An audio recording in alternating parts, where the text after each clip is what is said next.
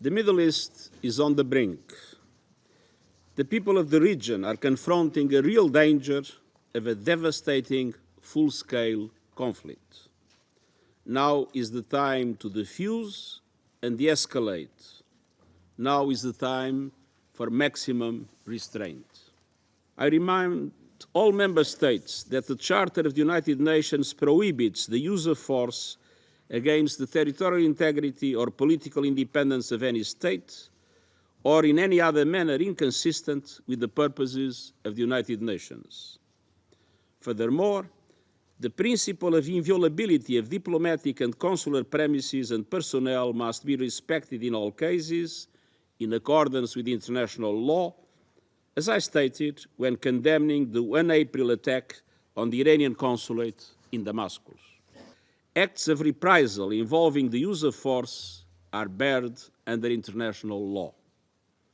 Madam President, yesterday, the Ayatollah regime, in blatant violation of the UN Charter and international law, Israel is not the boy who cried wolf. We have been screaming from the rooftops for years, trying to wake up the international community, but to no avail. If only this Council would have internalized my words, it would not have needed the bone-rattling explosions of last night's attack to wake it up. Why have you not used all possible means to condemn Iran and demand compliance? Why have you instead rolled out the red carpet for these genocidal jihadists? Why do you treat them as if they are interested in de-escalation when you know that the opposite is true? Colleagues, Iran's strategy has been crystal clear: arm, fund, and train terror proxies across the globe to carry out Iran's murderous scheme of domination. But today, the mask of Iranian deniability has been removed. No more hiding and no more bluffing. No more shirking of responsibility. Iran has attacked Israel from its own sovereign territory, publicly and proudly. The mask is off. This attack crossed every red line, and Israel reserves the legal right to retaliate. We are not a frog in boiling water. We are a nation of lions. Following such a massive and direct attack on Israel, the entire world, let alone Israel, cannot settle for inaction. We will defend our future. No more red carpet treatment here at the UN. No more appeasement. Today, the Council must take action. Condemn Iran for their terror, trigger the snapback mechanism and reimpose crippling sanctions, designate the Iranian Revolutionary Guard Corps as a terror organization. Action must be taken now, not for Israel's sake, not for the region's sake, but for the world's sake. Stop Iran today. I pass the floor to the representative of the Islamic Republic of Iran. The armed forces of the Islamic Republic of Iran carried out a series of military strikes on Israeli military objectives with dozens of missiles and drones. Iran's operation was entirely in the exercise of Iran's inherent right to self-defense as outlined in Article 51 of the Charter of the United Nations and recognized by international law. This concluded action was necessary and proportionate. It was precise and only targeted military objectives and carried out carefully to minimize the potential for escalation and prevent civilian harm. These countries, especially the United States, have shielded Israel from any responsibility for the Gaza massacre, while they have denied Iran inherent right to self-defense against the Israeli armed attack on our diplomatic premises. At the same time, they shamefully justified the Israeli massacre and genocide against the defenseless Palestinian people under the pretext of self-defense.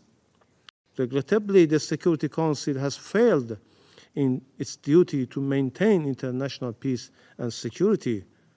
Russia proposed a press statement to denounce this atrocious act, which was backed by China, Algeria, and many members, but was blocked by the US, UK, and France.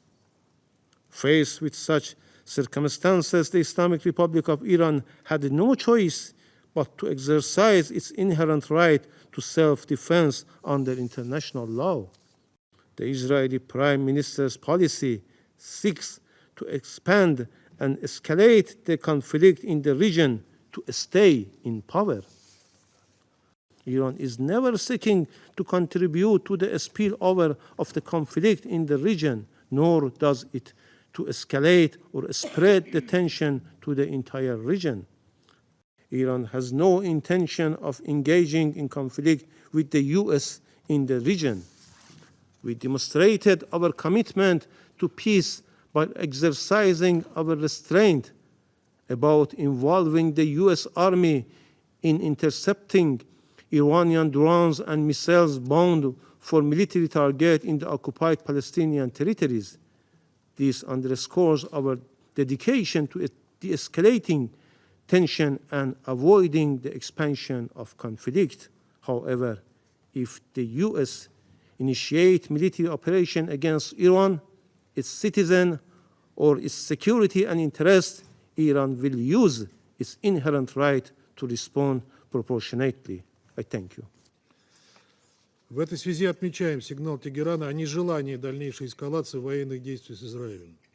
Настоятельно призываем Западный Иерусалим последовать его примеру и отказаться от практики провокационных силовых действий, акций на Ближнем Востоке, чреватых крайне опасными рисками и последствиями в масштабах всего региона и без того дестабилизированного в результате обострения палестино-израильского противостояния. Благодарю вас.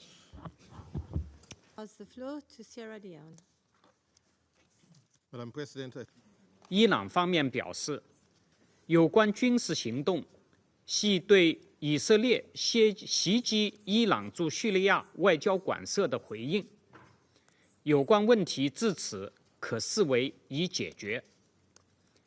中方呼吁有关方面最大程度保持冷静和克制，根据联合国宪章宗旨和国际法解决分歧和争端，避免紧张局势进一步升级。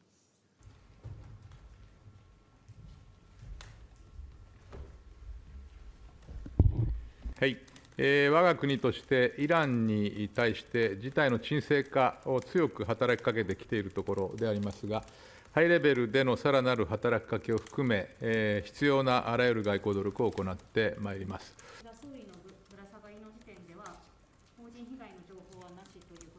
今後の対応やイスラエル側の反応を含め、現時点で予断することは差し控えますが、いずれにいたしましても、今回のイランによる攻撃は、現在の中東情勢をさらに一層悪化させるものとして深く懸念をしており、我が国としてはこのようなエスカレーションを強く非難をいたします。日米首脳会談で安全保障や先端分野での連携を確認したほか、我が国として事態の悪化を防ぐべく、関係国とも緊密に連携の上、当事者に対する事態の沈静化の働きかけと、必要な外交努力を行ってまいります。訪米の日程を終え帰国しました。日米首脳会談で安全保障や先端分野での連携を確認したほか、